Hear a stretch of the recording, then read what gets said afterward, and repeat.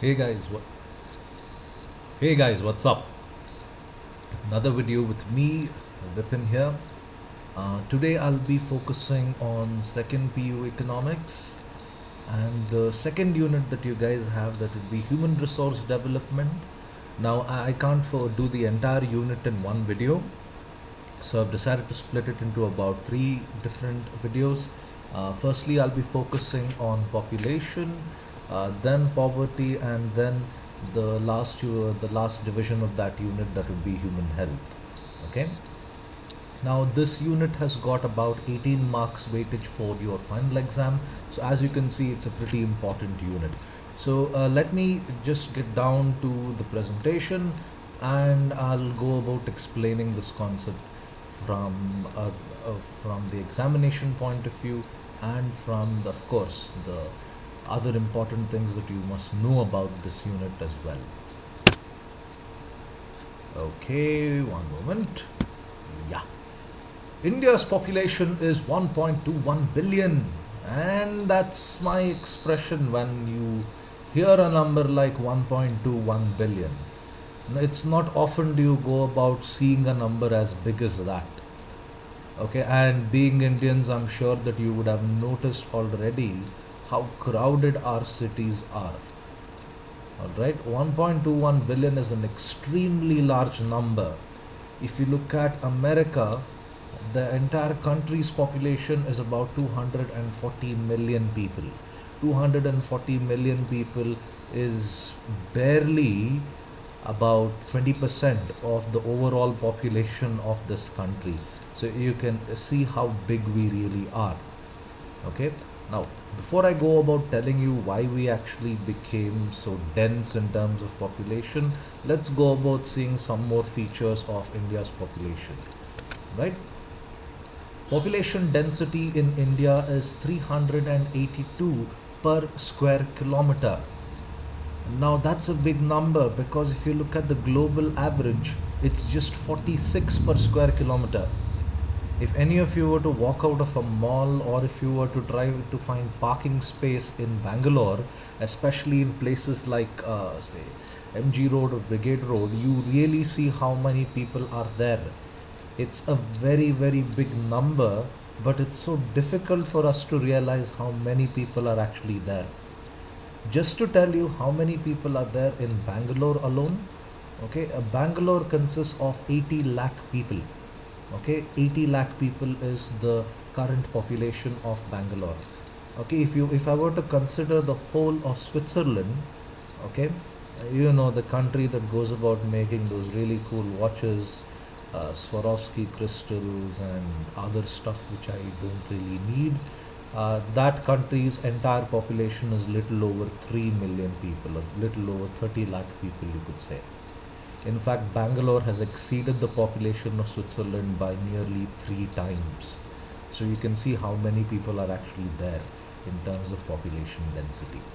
Going on, where are these people in terms of the occupation that they take up? Okay, most of India's population continues to remain in the primary sector. When I consider the primary sector, it also includes mining. I don't want to consider mining here. I would mostly like to focus on agriculture. Okay, a large part of India continues to in fact take up the profession of agriculture. Okay, next you have the secondary sector, which is manufacturing. Manufacturing in India is not doing so well. Alright, that's why you see a sudden dip in the number of people in the profession of manufacturing. The reason being, a lot of manufacturing jobs have been taken away in India, and they've all been given away to China. Okay, you even have Indian companies which are choosing to manufacture in China. Companies like, for example, Micromax, although they happen to be Indian companies, they still get their phones manufactured in China. Okay. Other examples, for example, yeah, Standard Fireworks, which is a very, very famous company from Tamil Nadu, known for being one of the biggest sellers of fireworks during Diwali. Even those guys are getting fireworks done in China. It's a little hard to imagine how a place like China happens to be less in terms of manufacturing cost, than compared to a place like Tamil Nadu. Okay, so you can see most of the jobs in fact being taken away from India and in fact being given to China. Then tertiary sector. Tertiary sector here refers to service sector, IT companies, telecom companies, insurance companies, banking, all that comes in the tertiary sector. Tertiary sector also contributes to one of the largest exports from this country. Okay, it's a little weird to imagine services which are a little bit, which are in fact intangible, are in fact part of one of India's biggest exports. I'll explain how services are exported in another unit in economics. You guys anyway have foreign trade. I'll tell you more details about how services are in fact exported. So keep that in mind. Okay. Then measures to control India's population. So what have we been doing in order to control the number of people from spreading like wildfire? Okay, let me be as blunt as possible here. Why does India have such a massive population? Because India's population and unemployment have got an unusual link. Because people don't have jobs, the guy tends to look at his wife and say, "Hey, are you free?" And plus one to the family afterwards. No, that is the truth. In fact, I know it sounds a little funny, but that is the truth. When people are in fact employed, they spend more time at work, and when they spend more time at work, they come back home and they are very tired. And when they are tired, their libido factor or their carnal desires, if you could say, is in fact considerably reduced. Or from your guys' perspective, you could say they're so busy at work, once they come back home, they are no longer able to hoist their flags, if you know what I mean. And they don't really are able to add any plus one to the family. Okay, so that's one of the reasons why we have so many people in the country. It's linked to unemployment, in fact. That we are the first country in the world to actually take up a deliberate policy to control the high birth rate. Okay, China did it later in the 1970s and 1979. I think China came out with the one-child policy. We in India started well before that. Okay. During the first 5-year plan, a sum of rupees 65 lakhs was earmarked for this purpose. So we in fact had a separate budget for doing this particular job.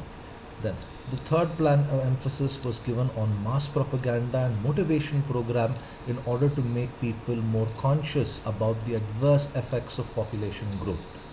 Now, many people are under the impression that a large family is in fact a happier family. There are a lot of people who go about giving dumbass reasons saying, uh, my fourth child is in fact a gift of God. Now, that's complete bullshit. It's not like he went out to work and after he came back, there was a beam of light to his doorstep and there was a baby formed right there. No, it isn't that way. A small family is in fact a happier family. There are a lot of people today who have learned that when you don't have kids, your expenses have in fact considerably reduced, and in fact you can in fact have a happier lifestyle, or even in fact a much more improved lifestyle without children. I know it's something which is a little too harsh to accept, but that is in fact the truth. Okay, if you consider children today, they happen to be an additional cost. That is a fact. Because if you look at the current cost of education, if someone were to tell me that joining for LKG or UKG in a private school in Bangalore is going to cost me about a lakh or more, now if I were to hear a number like that, the first thing that would come to my head is I'd rather reconsider having children after hearing those costs. All right, there is in fact a big way to consider the concept of having more and more people in the family. If you're able to deliver the information right and tell people that, look, you need not have more than 1 or 2 kids. The reason is as follows: it becomes too expensive. You will find it too difficult to manage your costs. That's a good way to tell people about how they can control the size of their family. Okay.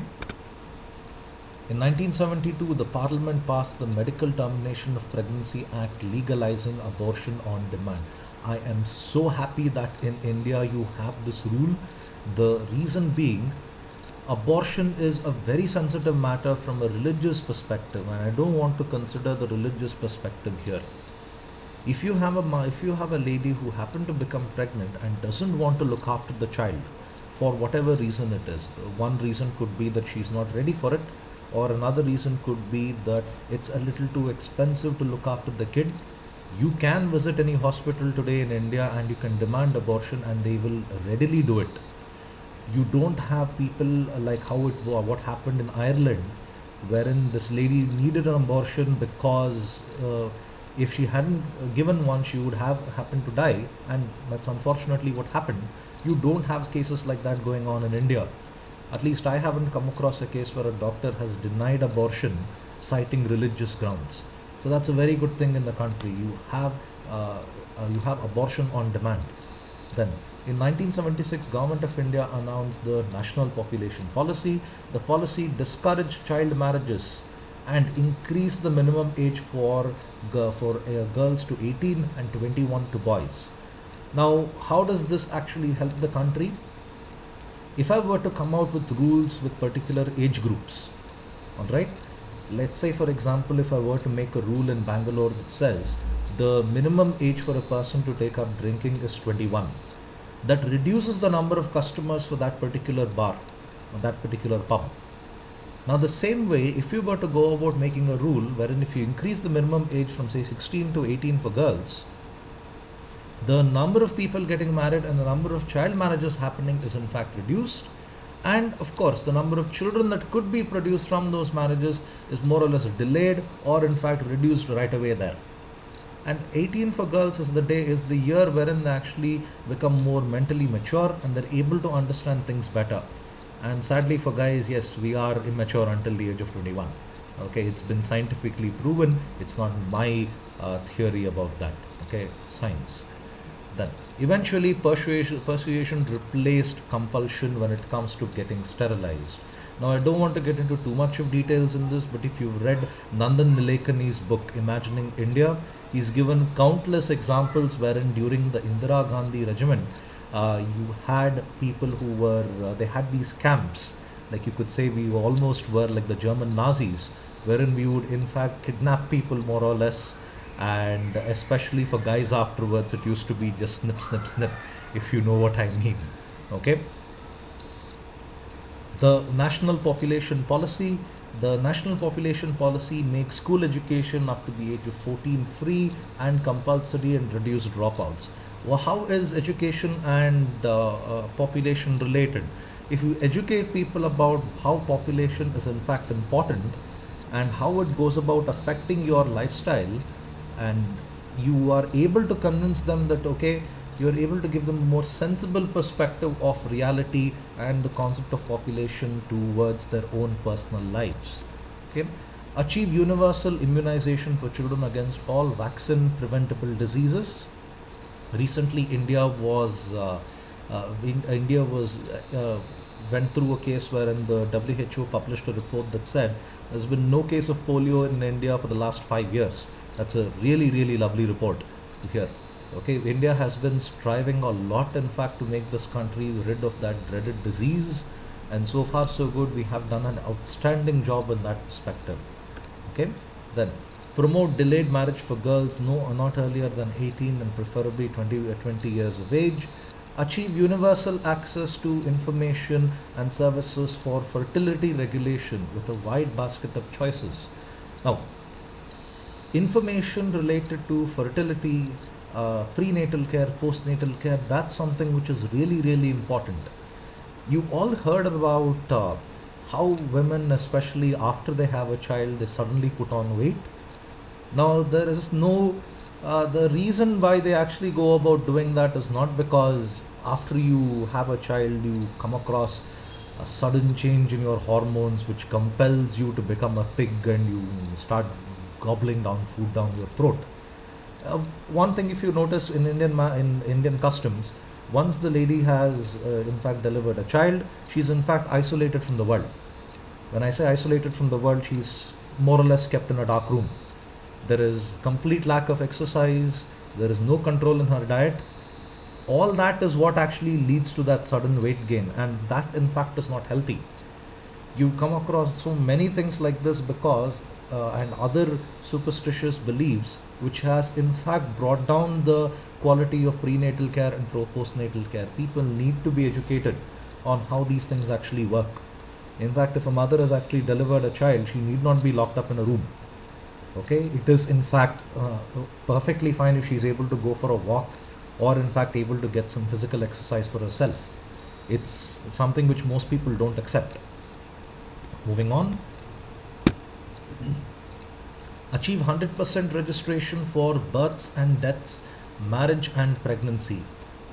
We have had a pretty good statistic when it comes to registering births and deaths, marriage and pregnancy as well. Marriage is up to an extent going on quite well in terms of registration. Pregnancy is the one thing which happens to be a little out of control. All right, we need to improve on that. Contain the spread of HIV, AIDS, and STDs. HIV, human immunovirus; AIDS, of course, acquired immunodeficiency syndrome; STDs, sexually transmitted diseases. Okay, you guys should really read a lot of articles which have been published in Open magazine that talk about how, in fact, the prostitution racket runs in the country. Many people don't really know the diseases, in fact, which can happen when you have unprotected sex. HIV is not really your biggest concern. There are diseases, according to me, which are far worse than that. Like if you have diseases like gonorrhea, you have diseases like syphilis, they are pretty scary in comparison to HIV. Although this syphilis and gonorrhea are not so fatal, they are pretty scary diseases according to me. Then prevent and control communicable diseases.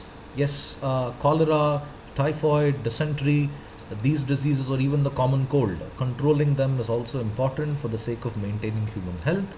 Maintaining human health ensures that there is the quality of the population is in fact better. Then integrate Indian systems of medicine. Like you have, I'm not sure if you heard of this job which is quite common, medical transcription, wherein you have the data of patients which are recorded on one central server. That's something which needs to be implemented in India, because when that is put in place, you have a universal system which is able to tell you the quality of the healthcare and, of course, judge the quality of the population as well. I hope I've made some of the concepts in this clear.